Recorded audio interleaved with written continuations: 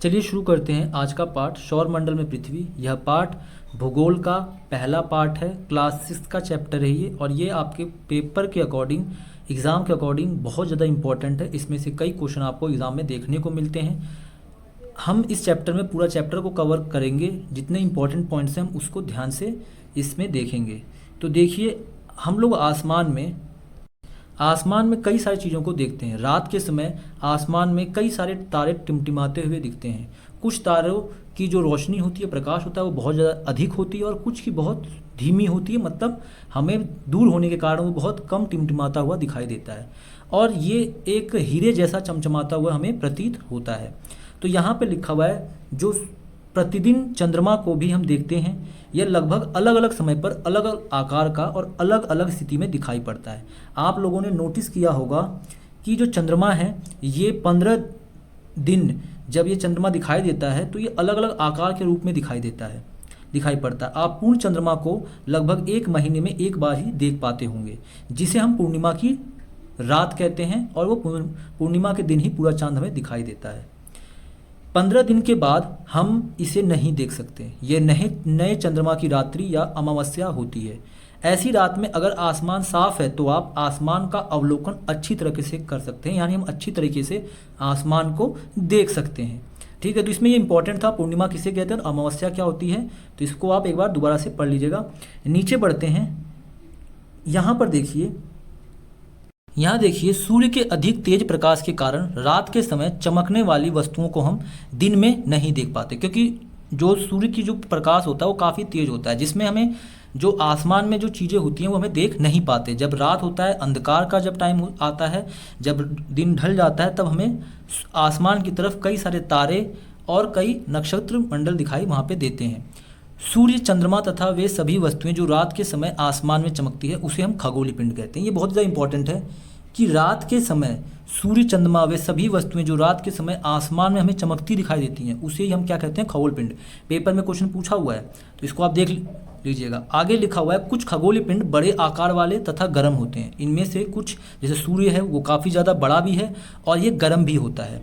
उसी प्रकार से ये गैसों से बने होते हैं। ठीक है, तो सूर्य भी क्या है, गैसों से बना हुआ गैसों से बने हुए हैं। इनके पास अपनी ऊष्मा है तथा प्रकाश होता है। तो सूर्य के पास अपना ऊष्मा और प्रकाश भी है, जिसे वे बहुत बड़ी मात्रा में उत्सर्जित करते हैं, यानी कि अपने अंदर से प्रकाशित करते हैं। इन खगोलीय पिंडों को तारा कहते हैं, जैसे सूर्य भी एक तारा है। तो सूर्य का अपना प्रकाश है, वो काफ़ी बड़ा है और वो गैसों से बना हुआ है। ठीक है, अब आगे बढ़ते हैं। देखिए, आगे है, रात के समय चमकते हुए अनगिनत तारे सूर्य के समान ही हैं, क्योंकि उसमें क्या होता है, काफ़ी प्रकाश देखने को हमें मिलता है, लेकिन हमसे बहुत अधिक दूर होने के कारण हम लोग उनकी ऊष्मा या प्रकाश को महसूस ही नहीं करते हैं तथा वे अत्यंत छोटे दिखाई पड़ते हैं, क्योंकि वो हमसे लाखों करोड़ों मील दूर होते हैं। बस वो हमें चमकते हुए दिखाई देते हैं, हम उन्हें महसूस नहीं कर पाते, ना ही हम उनके ऊष्मा व प्रकाश को महसूस कर पाते हैं, क्योंकि वो बहुत ज़्यादा दूर होते हैं, इसलिए हमें छोटे दिखाई देते हैं। तो ये भी इंपॉर्टेंट है। आगे आते हैं। आगे आप लोग यहाँ पे देखिएगा, यहाँ लिखा हुआ है, रात्रि के समय आसमान की ओर देखते समय आप तारे के विभिन्न समूहों द्वारा बनाई गई विविध आकृतियों को देख सकते हैं। ये नक्षत्र मंडल कहलाते हैं। तो जो तारे हैं, उनके द्वारा जो आकृतियाँ बनाई जाती हैं, कई सारी आकृतियों का निर्माण करते हैं कई सारे तारे मिलकर, तो उन आकृतियों को हम क्या कहते हैं, नक्षत्र मंडल कहते हैं। इसमें अर्सा मेजर या बिगर बियर इस प्रकार का एक नक्षत्र मंडल भी है। बहुत आसानी से पहचान में आने वाला नक्षत्र मंडल है, जिसमें सप्त ऋषि यानी 7 ऋषियों का एक, मतलब 7 तारों का एक समूह होता है, जिसे हम सप्त ऋषि कहते हैं। जो नक्षत्र मंडल अर्सा मेजर का ही एक भाग है। ये परिवार या पड़ोस में किसी भी व्यक्ति से कहिए कि वह आपको आसमान के और अधिक तारों, ग्रहों तथा नक्षत्र मंडल को दिखाए। तो ये आप अपने परिवार के साथ भी देख सकते हैं और आप अपने टीचर से भी इस बारे में चर्चा कर सकते हैं। यहाँ देखिए, आगे है, प्राचीन समय में लोग रात्रि में दिशा का निर्धारण तारों की सहायता से करते थे, क्योंकि जो तारे होते थे वो सही दिशा का दिशा को निर्धारित करते थे। उत्तरी तारा उत्तर दिशा की ओर बताता था, इसे ध्रुव तारा भी कहा जाता है। तो यानी कि नॉर्थ डायरेक्शन को बताने वाला जो तारा था उसे ध्रुव तारा कहा जाता है। यह आसमान में हमेशा एक ही स्थान पर रहता है, ये एक ही स्थान पर रहता है, इसका कोई डायरेक्शन मतलब चेंज नहीं होता, एक ही जगह पर स्थिर रहता है। हम सप्तऋषि की सहायता से इस ध्रुव तारे की स्थिति को जान सकते हैं। देखिए यहाँ पे आपको दिखा रखा है, ऊपर देखिए, ये जो है ये जो तारे आपको दिखाई दे रहे हैं, ये तारे जो हैं इसे सप्तऋषि कहते हैं। और ये जो तारा है, जो ये सीधी लाइन जो ये जा रही है यहाँ पर, इसी को हम क्या कहते हैं, ये जो है इसी को हम बोलते हैं ध्रुव तारा। ये ध्रुव तारा जो होता है ये उत्तरी दिशा को निर्धारित करता है और इससे लोगों को अपनी जो रास्ता होता है, जो राह होता है, वो देखने में आसानी होती है। आगे देखिए आगे है, कुछ खगोलीय पिंडों में अपना प्रकाश एवं ऊष्मा नहीं होता है, वे तारों के प्रकाश से ही प्रकाशित होते हैं, ऐसे पिंड ग्रह कहलाते हैं। तो आप समझ गए होंगे कि कुछ ऐसे पिंड होते हैं, खगोलीय पिंड, जिनके पास अपनी ना ऊष्मा होती है ना ही अपना प्रकाश होता है, ठीक है, वे तारों के प्रकाश से ही प्रकाशित होते हैं। ऐसे पिंड को हम क्या कहते हैं, ग्रह कहते हैं। ग्रह जिसे हम अंग्रेजी में प्लैनेट कहते हैं और ग्रीक भाषा में इसे प्लेनेटाई कहते हैं। ये शब्द से बना है जिसका अर्थ होता है परिभ्रमक, अर्थात चारों ओर घूमने वाला। जैसे पृथ्वी है, पृथ्वी जिस पर हम रहते हैं एक ग्रह है, पृथ्वी भी एक ग्रह है। यह अपना संपूर्ण प्रकाश किससे लेती है और वह ऊष्मा किससे प्राप्त करती है, तो सूर्य से ये प्राप्त करती है। तो पृथ्वी को जो भी प्रकाश मिलता है, वह ऊष्मा मिलता है, वो सूर्य से मिलता है, जो पृथ्वी के सबसे नज़दीक का ही तारा है। तो जो पृथ्वी के सबसे नज़दीक का तारा है वो कौन सा है, तो वो आपका सूर्य है। पृथ्वी को बहुत अधिक दूरी से, जैसे चंद्रमा से देखने पर यह चंद्रमा की तरह ही चमकती हुई प्रतीत होती है। जब हम लोग चंद्रमा के ऊपर जाएंगे, चंद्रमा से जब पृथ्वी को देखेंगे तो ये चंद्रमा की तरह ही हमें दिखती है और चमकती हुई प्रतीत होती है। यहाँ ये कुछ रोचक तत्व है, ये इंपॉर्टेंट है पेपर के अकॉर्डिंग। बृहस्पति, शनि और यूरेनस, इनके चारों ओर छल्ले हैं। ये छल्ले विभिन्न पदार्थों के यानी असंख्य छोटे छोटे पिंडों से बने पट्टियाँ यानी छोटे छोटे टुकड़ों से बने, जो कि इनके चारों तरफ क्या होती है, घूमते हैं। पृथ्वी से इन छल्लों को हम दूरबीन की सहायता से देख भी सकते हैं, ठीक है। तो ये समझ में आपको आ गया होगा, ये इंपॉर्टेंट भी है, पेपर में कई बार क्वेश्चन पूछता है खगोलीय पिंड किसे कहते हैं, तो आप बता सकते हैं। आगे आइए, यहाँ देखिए, यहाँ लिखा है आसमान में दिखने वाला चंद्रमा एक उपग्रह है। तो जो भी आसमान में आपको चंद्रमा दिखाई देता है उसे वो एक पृथ्वी का उपग्रह है। ये हमारी पृथ्वी का ही सहचर है और इसके चारों ओर चक्कर लगाता है, मतलब पृथ्वी के चारों ओर चंद्रमा चक्कर लगाता है। हमारी पृथ्वी के समान 7 अन्य ग्रह हैं जो सूर्य से प्रकाश को प्राप्त करते हैं, वो ऊष्मा प्राप्त करते हैं। उनमें से कुछ के पास अपने चंद्रमा भी है, मतलब अपने उपग्रह भी हैं। और ये जो चंद्रमा उपग्रह है ये प्राकृतिक द्वारा प्रदान किया गया है, ठीक है।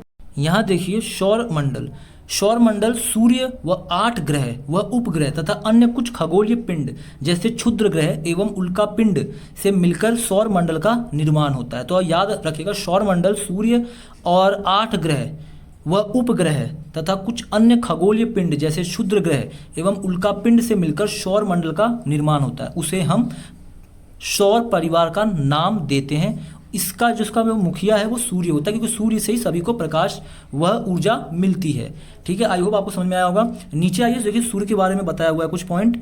तो देखिए ये जो सूर्य है, सूर्य सौर मंडल के केंद्र में स्थित है। जो सौर मंडल है हमारा, उसमें सूर्य जो है वो बीचों बीच में एकदम है। यह बहुत बड़ा है एवं अत्यधिक गर्म गैसों से बना हुआ है।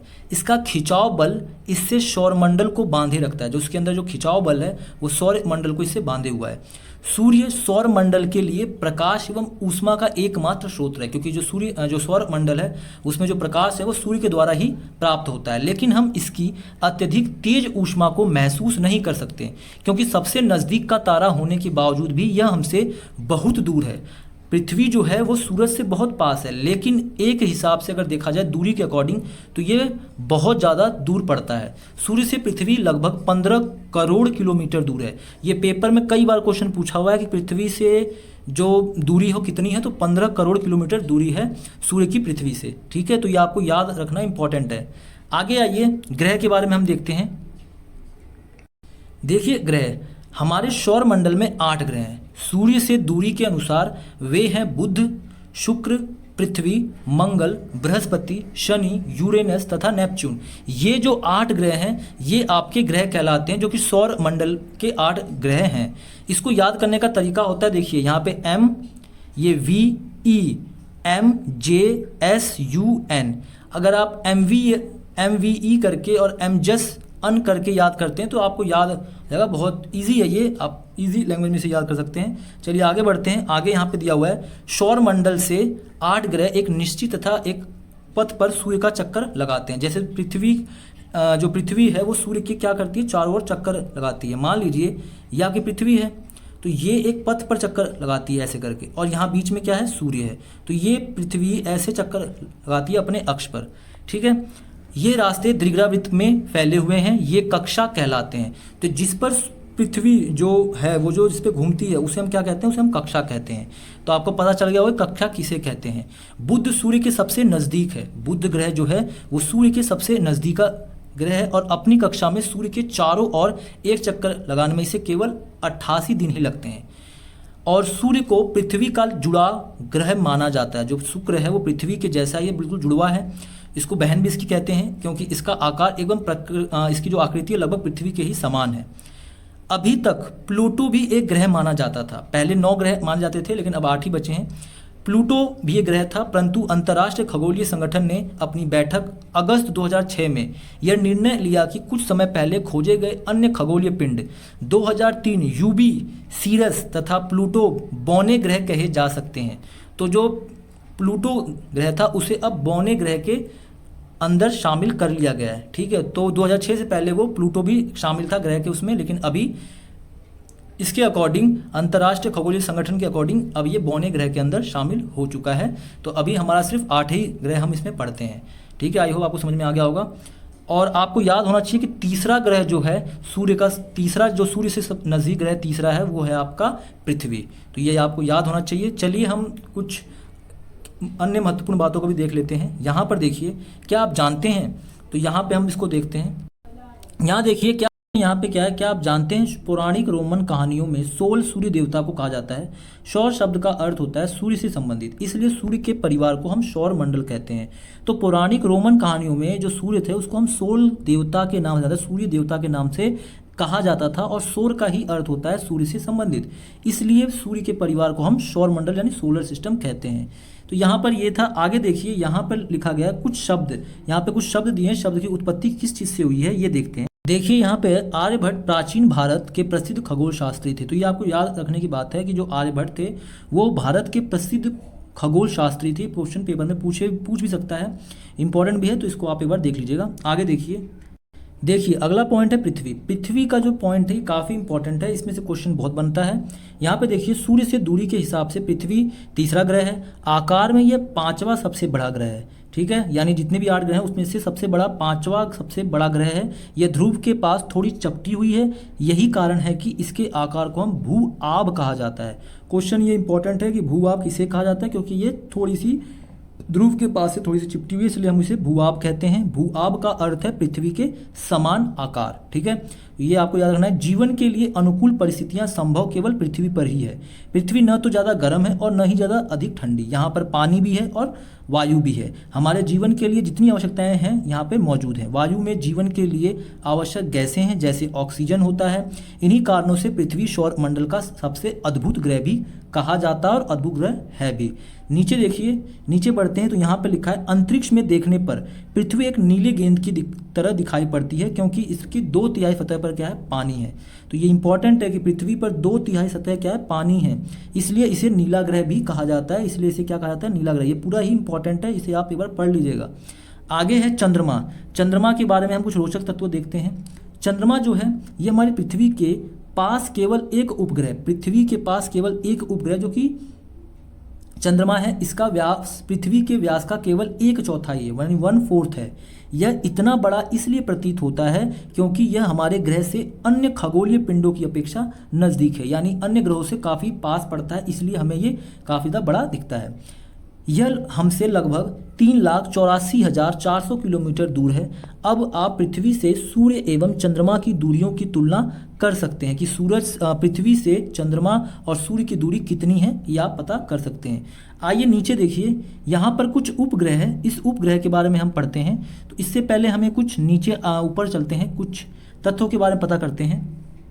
यहाँ देखिए, यहाँ लिखा है, क्या आप जानते हैं प्रकाश की गति लगभग 3 लाख किलोमीटर प्रति सेकंड है। इस गति के बावजूद सूर्य के प्रकाश को पृथ्वी तक पहुंचने में लगभग 8 मिनट का समय लगता है। तो आप अंदाजा लगा सकते हैं कि हमारी पृथ्वी जो है वो सूर्य से कितनी दूरी पर स्थित है। ठीक है, आगे देखते हैं। यहाँ देखिए, नील आर्मस्ट्रॉन्ग पहले व्यक्ति थे जिन्होंने 21 जुलाई 1969 को सबसे पहले चंद्रमा की सतह पर कदम रखा। 21 जुलाई 1969 को सबसे पहले चंद्रमा की सतह पर कदम रखते हैं नील आर्मस्ट्रॉन्ग। मालूम करो कि क्या कोई भारतीय चंद्रमा पर गया है। तो आपको पता करना है, आपको ये जानकारी भी होगी कि कौन हमारे भारत से गया हुआ है। चलिए नीचे आते हैं, नीचे देखते हैं। मैं आपको बता दूं तो देखिए, राकेश शर्मा और सुनीता विलियम्स जो हैं ये हमारे भारत के ही थे और ये लोग कहाँ पे गए हैं, चांद पर गए हैं। ठीक है, आगे देखिए, उपग्रह। उपग्रह एक खगोलीय पिंड होता है जो ग्रह के चारों ओर उसी प्रकार चक्कर लगाता है जिस प्रकार सूर्य के चारों ओर चक्कर लगाता है। ठीक है, मानव निर्मित उपग्रह एक कृत्रिम पिंड है, मतलब एक मानव द्वारा बनाया गया एक विज्ञान का एक अनोखा जरिया है। यह वैज्ञानिक के द्वारा बनाया गया है जिसका उपयोग ब्रह्मांड के बारे में हमें जानकारी प्राप्त करने के लिए पृथ्वी पर संचार माध्यम के लिए किया जाता है और इसे रॉकेट के द्वारा अंतरिक्ष में भेजा जाता है। तो मानव द्वारा भी कई सारे उपग्रह भेजे गए हैं अंतरिक्ष के द्वारा और ये सब हमें क्या करते हैं, कई सारी जानकारियाँ प्रदान करते हैं। अंतरिक्ष में भेजा जाता है, यह पृथ्वी की कक्षा में स्थापित कर दिया जाता है और अंतरिक्ष में उपस्थित कुछ भारतीय उपग्रह जैसे कि इनसेट, IRS और एड्यूसेट इत्यादि हैं। तो ये याद कर लेना, ये बहुत इंपॉर्टेंट है। और दूसरी बात कि यहाँ पर आपको देखने को मिलेगा कि रॉकेट के द्वारा कैसे भेजा जाता है। तो देखो, पहले रॉकेट को हम पृथ्वी से लॉन्च करते हैं। कुछ रॉकेट इस प्रकार से होता है, फिर वो 2 भागों में जाकर टूट जाता है, रॉकेट पृथ्वी पर गिरता है, उसका 2 भाग, एक भाग पृथ्वी पर जाता है, फिर वो तीसरे बार में जाके वो उपग्रह का एक कक्षा में प्रवेश करता है और वो इस तरीके से कुछ दिखाई देता है और ये काफ़ी तेज़ी से भ्रमण करता है, यानी पृथ्वी के चारों तरफ घूमता है। ठीक है, अगर आप लोग सैटेलाइट के द्वारा ये सैटेलाइट का ही काम करता है, कई सारी जानकारियाँ हमें ये उपलब्ध करवाता है, वैसे मौसम और भी अन्य चीज़ों के बारे में जो भी पृथ्वी पर होने से पहले घटित होती है, ये सब हमें बता देता है। आगे देखिए, आगे है चंद्रमा। पृथ्वी का एक चक्कर लगाने में लगभग 27 दिन में पूरा करता है, मतलब 27 दिन का चक्कर मारता है पृथ्वी का चंद्रमा। इतने ही समय में ये अपने अक्ष पर एक चक्कर भी पूरा करता है। इसके परिणाम स्वरूप पृथ्वी में हमें चंद्रमा का केवल एक ही भाग दिखाई पड़ता है। देखा करिए आप, हमें आधा ही भाग दिखाई देता है, पूरा चंद्रमा हमें दिखाई नहीं देता है उस दौरान। चंद्रमा की परिस्थिति जीवन के लिए अनुकूल नहीं है। इसकी सतह पर पर्वत है, मैदान है, गड्ढे हैं जो चंद्रमा की सतह पर छाया बनाते हैं। पूर्णिमा के दिन चंद्रमा पर इनकी छाया को देखा जा सकता है। जिस दिन पूर्णिमा होती है, जिस दिन पूरा चांद दिखाई देता है, तो उस दिन हम इन गड्ढों को, इन मैदानी, इन पर्वतों को हम देख सकते हैं। ठीक है, आसानी से। अब बढ़ते हैं हम क्षुद्र ग्रह के पास। क्षुद्र ग्रह क्या होते हैं? तो क्षुद्र ग्रह भी इंपॉर्टेंट है अपने आप में। क्षुद्र ग्रह तारों, ग्रहों एवं उपग्रहों के अतिरिक्त असंख्य छोटे पिंडों भी सूर्य के चारों ओर चक्कर लगाते हैं। इन पिंडों को क्षुद्र ग्रह कहते हैं। ये मंगल एवं बृहस्पति की कक्षाओं के बीच पाए जाते हैं। वैज्ञानिक के अनुसार क्षुद्र ग्रह के ही भाग होते हैं जो कि बहुत वर्ष पहले विस्फोट के बाद ग्रहों से टूटकर अलग हो गए होते हैं। तो यहाँ पे देखिए, मैं आपको दिखाता हूँ क्षुद्र ग्रह। यहाँ पे देखिए, नीचे की तरफ मैं आपको दिखाता हूँ। देखिए क्षुद्र ग्रह, ये जो आपको पट्टी दिख रही है, यही क्या है, ये आपको क्षुद्र ग्रह के रूप में आपको दिखाई दे रहा होगा। ठीक है, इसी को क्षुद्र ग्रह कहते हैं। देखिए ये जो है, ये आपको मंगल, उसमें कहा गया कि मंगल एवं बृहस्पति के बीच पैदा। देखिए इन दोनों के बीच में ये जो क्षुद्र ग्रह की जो पट्टी है, ये आपको दिखाई दे रही होगी, इसी को हम क्षुद्र ग्रह कहते हैं। ठीक है, तो इन दोनों के बीच के आप याद रखिएगा कि ये क्षुद्र ग्रह किन दो ग्रहों के बीच में है, तो मंगल और बृहस्पति के। ये अपने आप में भी इंपॉर्टेंट है। चलिए आगे चलते हैं। देखिए उल्का पिंड, सूर्य के चारों ओर चक्कर लगाने वाले पत्थरों के छोटे छोटे टुकड़ों को हम उल्का पिंड कहते हैं। क्या कहते हैं हम? उल्का पिंड कहते हैं। कभी कभी ये उल्का पिंड पृथ्वी के इतने नज़दीक आ जाते हैं कि इनकी प्रवृत्ति पृथ्वी पर गिरने की हो जाती है। इस प्रक्रिया के दौरान वायु के साथ घर्षण होने के कारण ये गर्म होकर जल जाते हैं और फलस्वरूप चमकदार प्रकाश उत्पन्न करते हैं। आप लोगों ने कभी देखा हो, कहते हो आप लोग टूटता हुआ तारा, वो टूटता हुआ तारा नहीं होता, ये उल्का पिंड ही होता है जो कि पृथ्वी की ओर आपको दिखाई देता है आते हुए। ठीक है, इसी को हम बोलते हैं उल्का पिंड। ये कोई चमकता हुआ या कोई ये तारा नहीं होता, टूटता हुआ तारा जो हम समझते हैं, ये हमारा मिथ होता है एक तरीके से। कभी कभी कोई उल्का बुरी तरह जले बिना पृथ्वी पर गिरती भी है, जिससे धरातल पर गड्ढे भी बन जाते होंगे। आपने सुना भी होगा कि कई जगह न्यूज़ भी आई है कि उल्का पिंड से कई जगह बड़े बड़े गड्ढे भी बन जाते हैं और नए नए आपने ये न्यूज़ में आपको देखने को मिलता भी होगा। क्या आपने तारों वाले खुले आकाश में एक ओर से दूसरी ओर तक फैली चौड़ी सफ़ेद पट्टी की तरह एक चमकदार रास्ते को देखा है? यह लाखों तारों का समूह होता है। जब आप कभी देखेंगे खुले आकाश में तो एक दूसरी और एक तक फैली एक चौड़ी सफ़ेद पट्टी आपको दिखाई देती है, चमकदार रास्ते को देखा है। क्वेश्चन बनता है, इसी को हम आकाश गंगा कहते हैं, मतलब मिल्की वेव कहते हैं। हमारा सौर मंडल आकाश गंगा का ही एक भाग है, जो कि प्राचीन भारत में इसका कल्पना आकाश में प्रकाश की एक बहती नदी से की गई है। मतलब कि ये आकाश में एक बहती हुई नदी के द्वारा प्रतीत होता है, इसलिए हम इसको मिल्की वेव या आकाश गंगा या सौर मंडल का आकाश गंगा का एक भाग भी कहते हैं। आकाश गंगा करोड़ों तारों व बादलों तथा गैसों की एक प्रणाली है। ठीक है, हमें दूर तक वो दिखाई देता है और कई सारे तारे, इसमें कई सारे गैस हैं, कई सारे बादल हैं, इनसे हमें आकाश गंगा प्रतीत होती है। इसी प्रकार के लाखों आकाश गंगाएं मिलकर एक ब्रह्मांड का निर्माण करती हैं। तो कई सारी आकाश गंगाओं को जब हम मिलाते हैं तो एक ब्रह्मांड बनता है। तो आई होप आप समझोगे ब्रह्मांड क्या होता है। तो कई सारी आकाश गंगाओं को मिलाकर ब्रह्मांड का निर्माण होता है। ब्रह्मांड की विशालता की कल्पना करना बहुत ही कठिन है, क्योंकि वैज्ञानिक अभी भी इसके बारे में अधिक जानकारी एकत्र करने में जुटे हुए हैं। इसके आकार संबंध में हमें कोई जानकारी नहीं है, लेकिन फिर भी हम जानते हैं कि हम सभी इसी ब्रह्मांड का ही एक हिस्सा है। तो देखिए यहाँ पे कुछ आपको दिखा रखा है। यहाँ देखिए एक बच्ची है, ये बच्ची कहाँ है? ये पृथ्वी के अंदर है। और पृथ्वी कहाँ है? सौर मंडल का एक हिस्सा है। और सौर मंडल कहाँ है? एक आकाश गंगा का हिस्सा है। और आकाश गंगा एक ब्रह्मांड का हिस्सा है। तो इस प्रकार से आपको समझाया गया है कि ये किस प्रकार से हमारा जो पृथ्वी है, पृथ्वी के अंदर हम हैं, पृथ्वी किसके अंदर आती है? सौर मंडल के अंदर आकाश गंगा, और कई सारी आकाश गंगाओं को मिलाकर एक ब्रह्मांड का निर्माण होता है। ठीक है, तो यही सब है। इसके आगे हम आपको क्वेश्चंस कराते हैं। चलिए आगे बढ़ते हैं क्वेश्चंस की तरफ।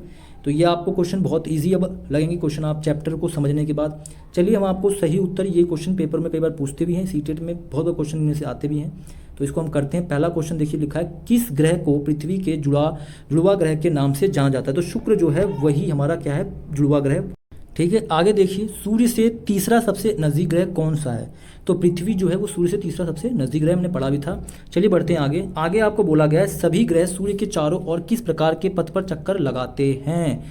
तो ये अपने द्विग्रावृत्तीय कार्य में चक्कर लगाते हैं। ध्रुव तारे से किस दिशा का ज्ञान होता है? तो ध्रुव तारे से हमें उत्तर दिशा का ज्ञान होता है। क्षुद्र ग्रह किन कक्षाओं के बीच पाए जाते हैं? तो सूर्य ग्रह जो ये कक्षा है वो मंगल एवं बृहस्पति के हैं, जो क्षुद्र ग्रह पाए जाते हैं। ठीक है, तो ये इंपॉर्टेंट था, मैंने आपको बता दिया। अब आपको कोई डाउट होगा, आपको नोट्स चाहिए होंगे तो आप मुझे कमेंट करके बताइएगा, मैं आपको प्रोवाइड करा दूंगा। ठीक है, मिलते हैं अपने नेक्स्ट वीडियो में, तब तक के लिए धन्यवाद।